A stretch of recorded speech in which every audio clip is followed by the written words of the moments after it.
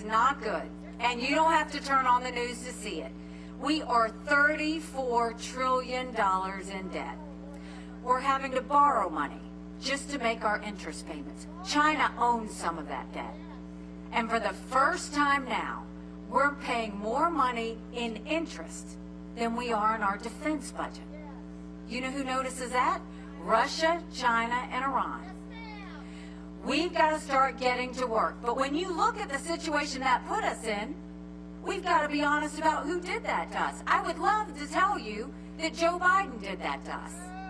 But I have always spoken to you in hard truths, and I'm going to do that with you today. Our Republicans did that to us too. You go and look, and you can talk about having a good economy under Donald Trump, but what did he do? Out of that $34 trillion, $8 trillion in 4 years he put us in debt that our kids are never going to forgive him for.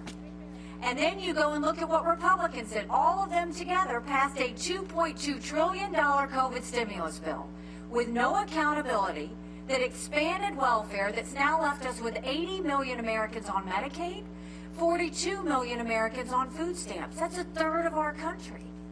And did Republicans try and make it right? No, they opened up pet projects and earmarks for the first time in 10 years, pushing through 7,000 of them last year. Don't you think it's finally time we had an accountant in the White House? The way we're going to take care of our economy, we're going to start by clawing back the $100 billion of unspent COVID dollars that are still sitting out there. Instead of 87,000 IRS agents going after middle America, let's go after the hundreds of billions of dollars of COVID fraud. 1 out of every $7 was spent fraudulently.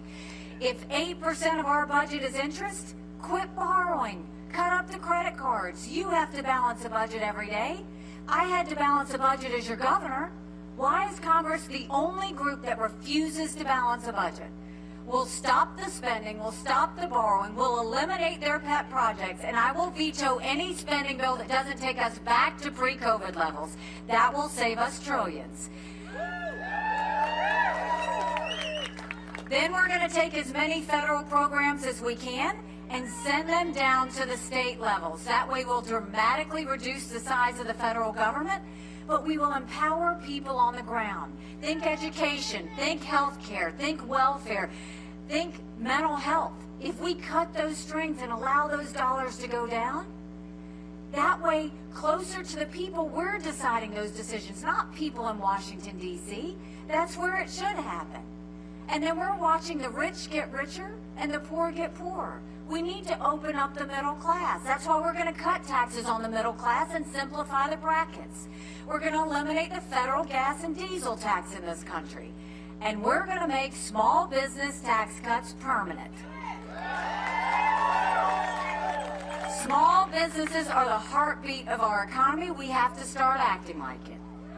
And you know, if we're going to talk about Congress, let's talk about the fact that Congress has one job, and that's to give us a budget on time.